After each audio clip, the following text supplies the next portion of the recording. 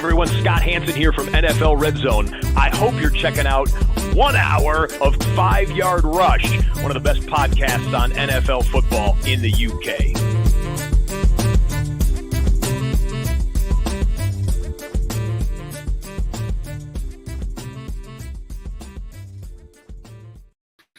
What's happening, Rush Nation? Here we are. We're here with another set of start and sit-ins. Apologies for last week and not getting this one out the door. Travel, illness, and a few other bits and pieces kind of got in the way. So this is going to be quite a short podcast. You've had the Fantasy Football Bible. You've had everything else out this week. So I'm just going to go through just some basic start-sits plays, which just build off the back of my rankings and what I've already sort of talked through. So for me, so sort of fringe play positions, I'm not going to name the ones that are studs and you should play every week. So let's start with the quarterback position. Brock Purdy for me is a must start this week. Great matchup. I said lots of points to be scored. The wide receivers have great matchups. If you haven't listened to the Fantasy Football Bible Part 2, you would have heard that. So yeah, absolutely brilliant matchup for him. Same goes for Jordan Love. He also sits in this category, and I know he's still come back from injury, but he was phenomenal in that second half last week against the Vikings, 389 passing yards. And he has a great matchup with wide receivers having a great matchup this week. So I definitely see there's a great opportunity for him. And then also Justin Fields is another good option this week. I talked about maybe there's an opportunity to get at the defense and Mike Zimmer's defense and the Cowboys, because it's severely dropped off from the defense we saw under Dan Quinn. So I think you can look at him and say that he will be a top 12 fantasy quarterback this week with that matchup, especially if they can get some design runs going, because that looks likely. But I also like Geno Smith as well. That's another start for me that I feel pretty good on. That matchup against the Giants, they can really take control of that and go from there. If I'm looking at quarterbacks to sit this week, one I've already talked about, Patrick Mahomes.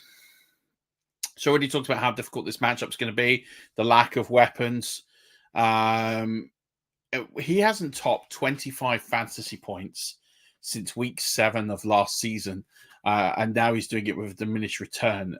We've got the Saints that haven't conceded more than 15.2 fantasy points to quarterbacks this season. And they've had Dak Prescott, they've had Jalen Hurts. So they will wrap him up and they will contain him. So I definitely don't feel like Patrick Mahomes is a start option this week. Andy Dalton as well against Chicago. Chicago probably one of the best defenses in football right now. I'd definitely be staying away from there. The Bears have actually allowed the fewest fantasy points to opposing quarterbacks. And only one quarterback has top 10 fantasy points against them so far. And you think, oh, well, who do they play? Well, they've had CJ Stroud, they've had Anthony Richardson. So yeah, I definitely think that's one I'd be fading. And then the same goes with Derek Carr. So we've seen Justin Herbert and Kirk Cousins struggle against this D, and I think Derek Carr will be the same. I think he'll get yards. It's just I don't see there being many touchdowns. So they're ones I'm definitely fading. I look at the start options at running back. Chuba Hubbard I talked about. He's been on a real roll right now. And there's a really good matchup for him this week against Chicago. You can run against Chicago. And I do feel like this is a good opportunity. The Bears are 10th in most fantasy points allowed to running backs. So definitely think there's an opportunity there for him. Najee Harris I've talked about. You should feel pretty good about him this week with Warren injured, Cordell Patterson injured as well. So I think you can see him have a really, really good week this week. Again, you can run the ball on Dallas. Mike Zimmer's defense is not as good as it should be. And then also Jerome Ford. So Jerome Ford is definitely a great option this week. He will be the lead back. The Washington Commanders are in the top 10 of most fantasy points allowed to running back. So should be a good week for Ford as they try and get some control of that one. If I look at some sleepers, a couple of guys I think you can look at. Kareem Hunt I talked about in the Fantasy Bible show. I think there's an opportunity here if they try and control this game against the Saints. They're going to need someone to, especially in the passing game, to help them out. And I think Kareem Hunt can definitely do that.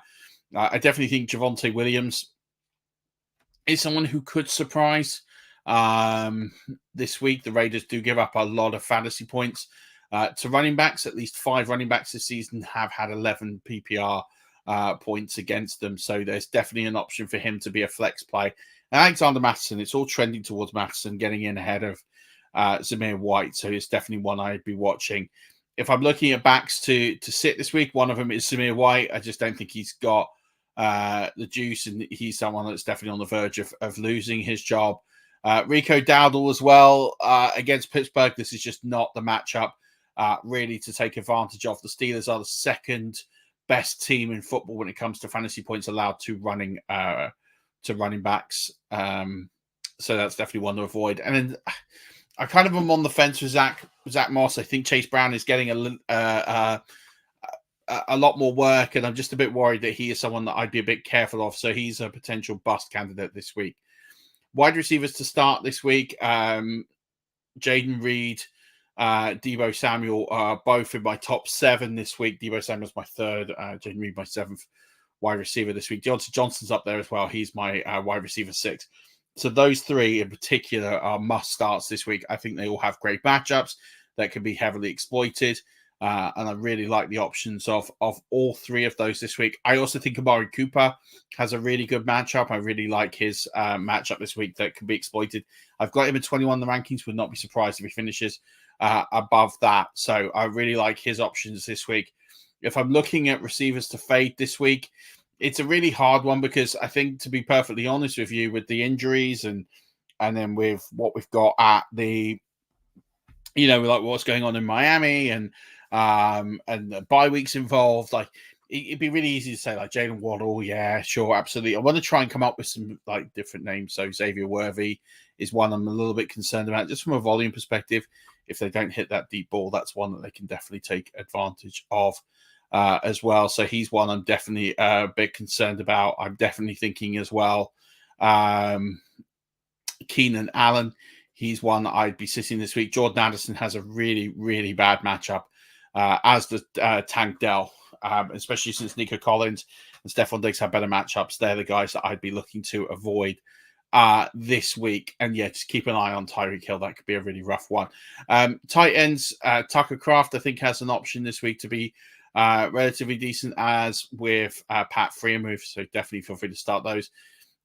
The sit ones, has been a lot of movement towards Eric Hall this week on the waiver wire. He's someone I would probably not be sticking to this week. I just think it's a flip between him and Kazeki, and they'll kind of strangle each other. And then also Brenton Strange. I do think that we're pretty close to England coming back, so I wouldn't be playing him this week. I also wouldn't be playing Dalton Schultz, Mark Andrews, and Hunter Henry. None of those are good matchups either.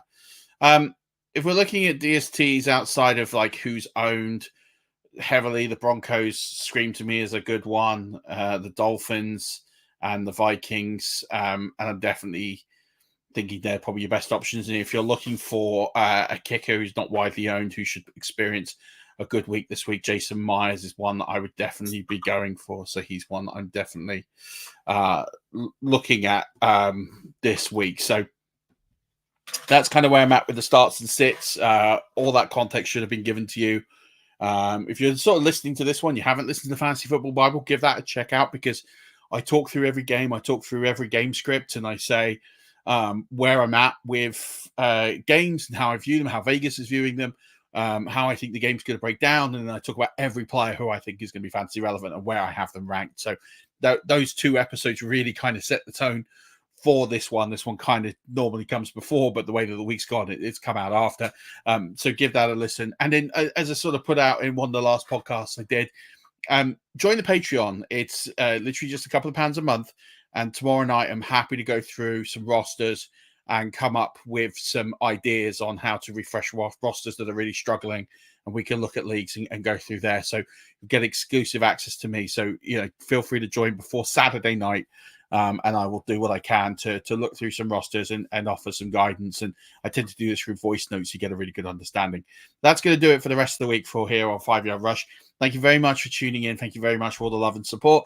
And I look forward to hearing you all the success stories from week 5 as we head into week 6. And don't forget, as always, keep rushing.